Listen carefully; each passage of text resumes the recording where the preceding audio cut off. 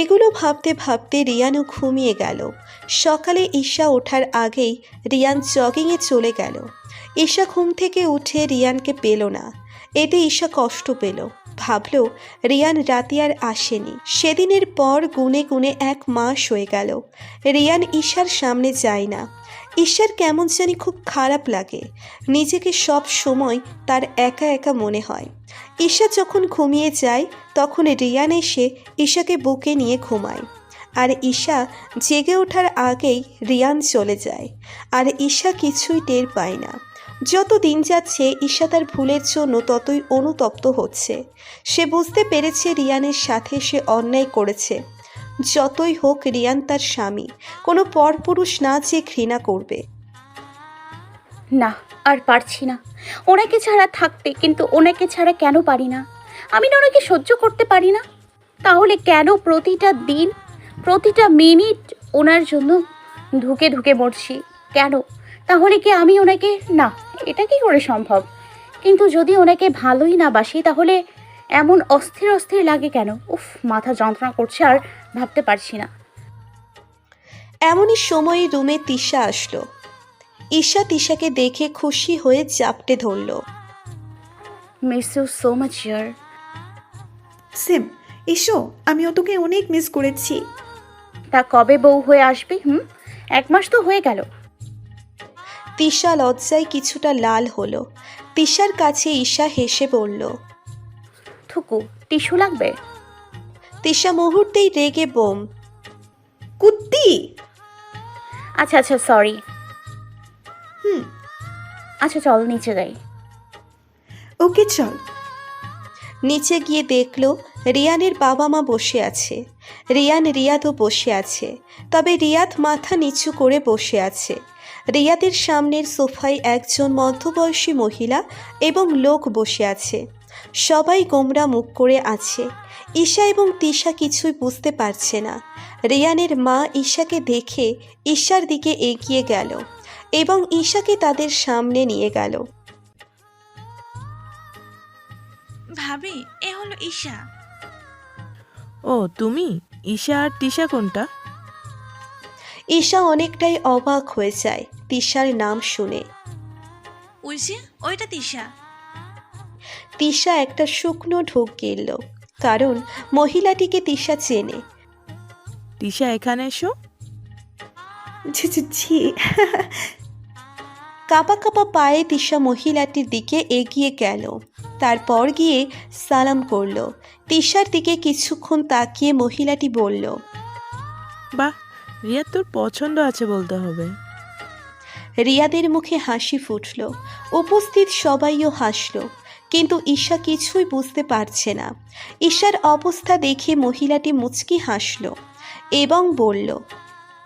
আমি রিয়াদের মা এবং উনি রিয়াদের বাবা। আজই লন্ডন থেকে ব্যাক করেছি। কাজের চাপে আমরা তোমার বিয়েতে অ্যাটেন্ড করতে পারিনি, তাই হয়তো আমাদের চিনতে পারোনি। ও সরি আন্টি, আসলে চিনতে পারিনি। কোনো ব্যাপার না মা, তবে তুমি আমায় চিনতে না পারলেও আমি কিন্তু তোমায় চিনেছি। বলেই রিয়াদের মা হেসে দিল। ঈশাও তাল মেলালো। রিয়ান দূরে থেকে ঈশার হাসিটা দেখছে। যতই দেখছে ঈশাকে ততই নিজের মধ্যে ভালো লাগা কাজ করছে রিয়ানের। তা তিশা আমার ছেলেকে বিয়ে করবে তো? কিছু বললো না, শুধু লজ্জায় মাথা নাড়ালো। রিয়াদের মা তিশাকে জড়িয়ে ধরলো। হ্যাঁ, তা তো তিশার বাসায় প্রস্তাব পাঠাতে হবে, কি বলো? হ্যাঁ, তা তো অবশ্যই। আর আমি এখন ইলিয়াসকে বলে রাখি ফোন করে। হ্যাঁ, বলে দে। তারপর 3 বন্ধু মিলে তিশাদের বাসায় যাব। এটাই বেটার হবে। আর রিয়াদ, যা তিশাকে বাসায় ড্রপ করে আয়। আচ্ছা মা। তারপর ঈশাকে রিয়াদ নিয়ে গেল। ঈশার এতক্ষণে রিয়ানের দিকে নজর গেল। রিয়ান সাথে সাথে ঈশার থেকে চোখ ফিরিয়ে অন্যদিকে ফিরে গেল। ঈশা বুঝতে পেরে রিয়ানের আম্মুকে কিছু বুঝিয়ে রিয়ানের কাছে পাঠালো। সেই অনুযায়ী রিয়ান রুমের দিকে চলে গেল। ঈশাও পিছে পিছে গেল।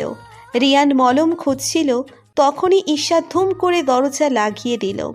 দরজা লাগানোর শব্দ শুনে রিয়ান পিছে ঘুরে দেখল ঈশা দাঁড়িয়ে আছে। এতে রিয়ান অনেকটাই অবাক। তবু রিয়ান রেগে বলল, হচ্ছেটা কি? দরজা লাগালে কেন? ঈশা কোনো উত্তর দিল না। এবার রিয়ান আরও রেগে গেল। কি বোকা নাকি তুমি? কথা কেন বলছো না? ঈশা এবারও কিছু বলল না। হাঁটু গেড়ে কান ধরে বসে পড়ল রিয়ানের সামনে। রিয়ান এতে অনেকটাই অবাক হয়ে গেল। ঈশা বাচ্চা বাচ্চা ফেস করে বলল, আমাকে ক্ষমা করে দিন প্লিজ। আমি স্বীকার করছি আমি অন্যায় করেছি, যা করেছি তার জন্য হয়তো আমি ক্ষমা পাওয়ার যোগ্য না, কিন্তু বিশ্বাস করুন আপনাকে কষ্ট দিয়ে আমি নিজেও ভালো ছিলাম না। এই 1 মাসে আমি ধুকে ধুকে মরেছি। আপনি আসবেন বলে কত রাত আপনার জন্য অপেক্ষা করতে করতে ঘুমিয়েছি। প্লিজ আমায় ক্ষমা করে দিন। সব কথা যেহেতু বলেই দিলে, এবার না হয় আসল কথাটা বলে দাও। ভালোবাসি আপনার হাজব্যান্ড। জানি না কবে, কখন এবং কিভাবে আপনাকে ভালোবেসে ফেলেছি। আর আই লাভ ইউ। এভাবে বললে মানছি না।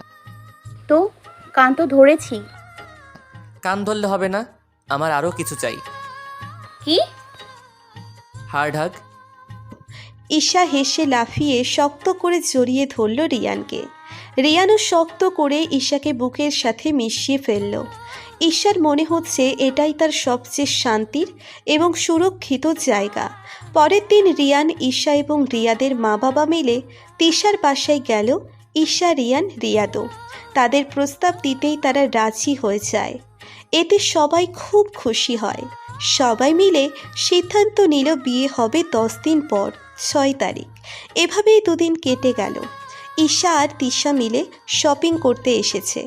শপিং করে ফেরার সময় কিছু কালো মুখোশ পরা লোক ওদের মুখে স্প্রে করে অজ্ঞান করে দিল এবং ওদের উঠিয়ে গাড়ি থেকে কোথাও নিয়ে গেল। ঈশা চোখ খোলার পর নিজেকে ভাঙ্গা অন্ধকার রুমে আবিষ্কার করলো। বোঝার চেষ্টা করলো তার সাথে ঠিক কী হচ্ছে। পরক্ষণেই তার মনে পড়ল সে তিশার সাথে শপিং থেকে ফিরছিল, আর তখনই কে যেন তার মুখে স্প্রে মারে। তারপর তার আর কিচ্ছু মনে নেই। তিশার কথা মনে পড়তেই চারিদিকে দেখতে লাগলো। তিশা ঈশার রুমে নেই। ঈশা তিশা বলে চিল্লাতে যাবে এমন সময় বুঝতে পারে তার মুখও বাঁধা হাত পায়ের সাথে। ঈশা কী করবে বুঝতে পারছে না। এইদিকে রিয়ান কাজ করছিল। তখনই একটা প্রাইভেট নাম্বার থেকে ফোন আসে রিয়ানের। রিয়ান কিছু না ভেবে ফোনটা রিসিভ করলো। হ্যালো, কে? হে মিস্টার রিয়ান খান। কে? এখন তো চিনা লাগবে না। এখন তুই শুধু মন দিয়ে শোন আমি কি বলি। দেখো, আজাইরা কথা বলার সময় আমার নাই। যা বলবি তাড়াতাড়ি বল, নইলে বাই। বলেই ফোনটা কাটতে যাবে, তখনই লোকটা বলল, আপনার ঈশা আর শালিকা তিশাও অজানা মনে হচ্ছে। মানে কি? মানে হলো এই যে তোর বউ এবং শালিকা আমার কাছে। What? Yes mister Rian Saha. কে তুই? তোর সাহস কি করে হয় আমার কলিজার দিকে নজর দেওয়ার? তোকে তো আমি শেষ করে দিব। লোকটা শয়তানি হাসি দিয়ে বলল, হা, এত তারা কিসের?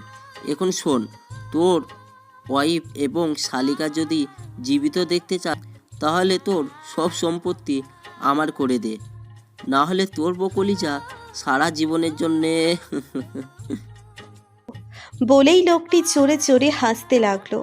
রিয়ানের তো এখন প্রচুর রাগ লাগছে, পারছে না সে সব চুরমার করে দিতে। তবুও সে মাথা ঠান্ডা করে বসলো। ঈশা আর তিশা কোথায় সেটা বল। আগে ডিল ফাইনাল কর, তারপর সব। তোর কথা আমি কেন বিশ্বাস করতে যাব? যত সব আজাইরা। বলেই রিয়ান বাসায় কল করলো। হ্যাঁ বল। ঈশা কোথায়? ও তো তিশার সাথে শপিংয়ে গিয়েছে। হোয়াট? কোনো বডিগার্ডকে পাঠাওনি? না, কেন বলতো? ওহ মা, এত বড় ভুল কিভাবে করতে পারলে? কেন, কি হয়েছে? তিশা আর ঈশা কিডন্যাপ হয়েছে। কি বলছিস এসব?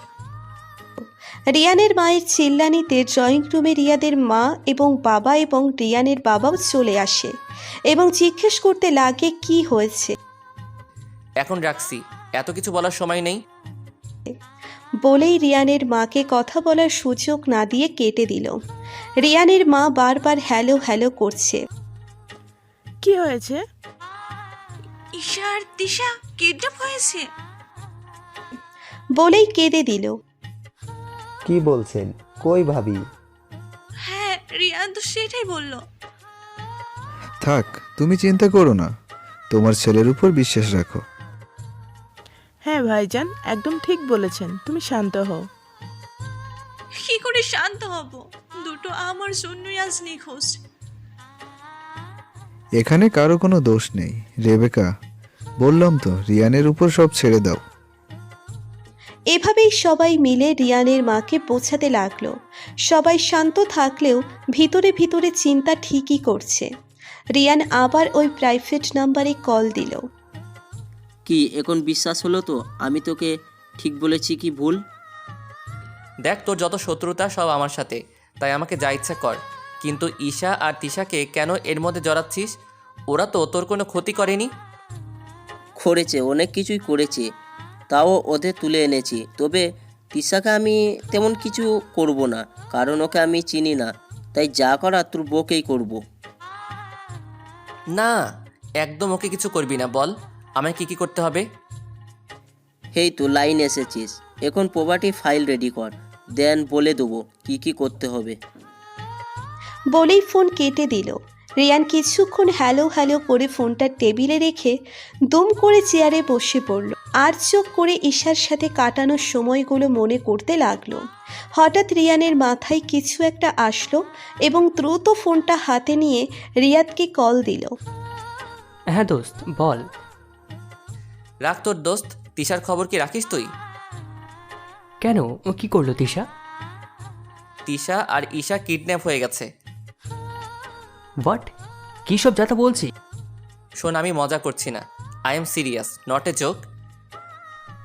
কে করেছে এবং তুই কি করে জানলি? রিয়ান রিয়াদকে প্রথম থেকে শেষ পর্যন্ত সবটা খুলে বলল।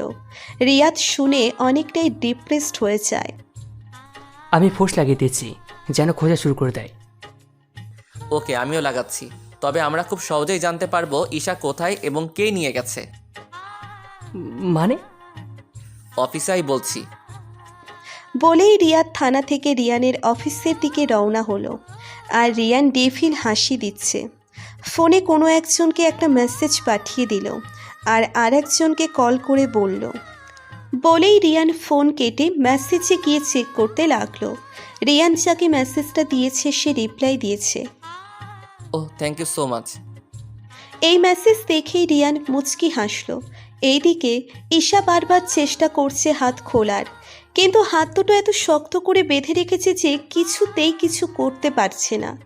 অনেক অনেক চেষ্টা করলো, শেষে ক্লান্ত হয়ে আর বৃথা চেষ্টা করলো না। তা কি বলল রিয়ান শাহ? আমার কথা মানবে? না, তুমি রিয়ান শাহকে এতটাও বোকা ভেবো না, সে অনেক চালাক। হ্যাঁ, একদম ঠিক বলেছে জান, তুমি ওই রিহানকে এতটাও বোকা ভেবো না, আমাদের খুব সহজেই আয় করে ফেলবে। তোমরা চিন্তা করো না, প্ল্যান আমার সঠিকই আছে। তা ওই তিশা আর ঈশার কি অবস্থা দেখে এসেছো? না, দেখা হয়নি, এখন যাই কেমন? আমি যাই ঈশার কাছে। তোমার সাথে আমিও যাব। ওকে, আমি তাহলে তিশার কাছে যাচ্ছি।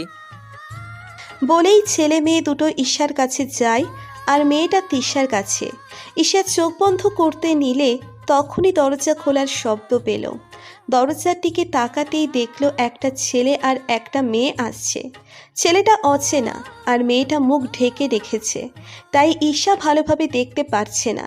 তবে তবুও ঈশার মেয়েটাকে চেনা চেনা লাগছে। কি কেমন লাগছে এখানে থাকতে? ঈশার মুখ বাঁধা থাকায় ছেলেটাকে কিছুই বলতে পারল না। ও সরি, তোমার মুখ তো বাঁধা। লিজা, ঈশার মুখের বাঁধনটা খুলে দাও তো।